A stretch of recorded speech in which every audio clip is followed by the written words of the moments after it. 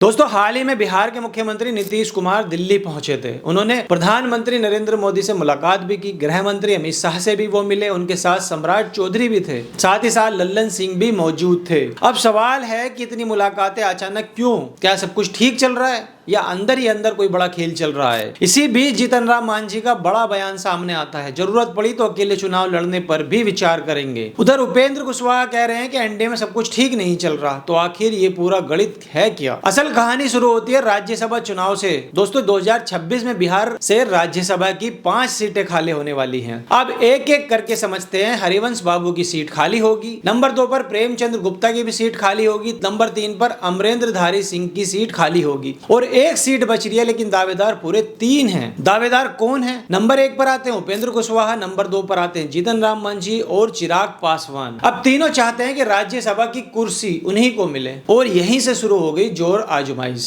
अब जरा गणित समझ लीजिए। बिहार में एक राज्यसभा सीट के लिए 41 विधायकों की वोट चाहिए। एनडीए के पास कुल 202 विधायक है, यानी 4 सीट तो एनडीए आराम से जीत सकता है, लेकिन 5वीं सीट पर फंसता है मामला। 4 सीटों के बाद एनडीए के पास बचते हैं 38 वोट और चाहिए यहाँ पर 41, यानी कि 41 वोट चाहिए होते हैं। अब ये 3 वोट कहां से आएंगे? यही असली पेंच है। अगर ये 3 वोट जुटाने की जिम्मेदारी चिराग पासवान पर आए तो भी मुश्किल है, मांझी पर आए तो भी मुश्किल, उपेंद्र कुशवाहा पर आए तो भी मुश्किल होती है। लेकिन बीजेपी के लिए कोई बड़ी परेशानी यहाँ पर नहीं होगी, क्योंकि एआईएमआईएम के 5 विधायक हैं, बीएसपी का 1 विधायक है, सीधे सीधे 6 वोट नजर आते हैं। यानी तकनीकी तौर पर राज्यसभा की 5 सीटें भी जीती जा सकती हैं। तो फिर आखिर समस्या यहाँ पर क्या है? दोस्तों, समस्या है दावेदारी की। कुशवाहा चाहते हैं सीट, मांझी भी चाहते हैं सीट, चिराग पासवान भी पीछे नहीं है और इसी खींचतान ने एनडीए को उलझा कर रख दिया है। यही वजह मानी जा रही है कि नीतीश कुमार को खुद दिल्ली जाकर शीर्ष नेतृत्व से बात करनी पड़ी, क्योंकि दबाव सिर्फ सहयोगियों का नहीं, खुद नीतीश कुमार पर भी है। अब सवाल बड़ा है, क्या चिराग पासवान अपनी मां को राज्यसभा भेज पाएंगे या फिर जीतन राम मांझी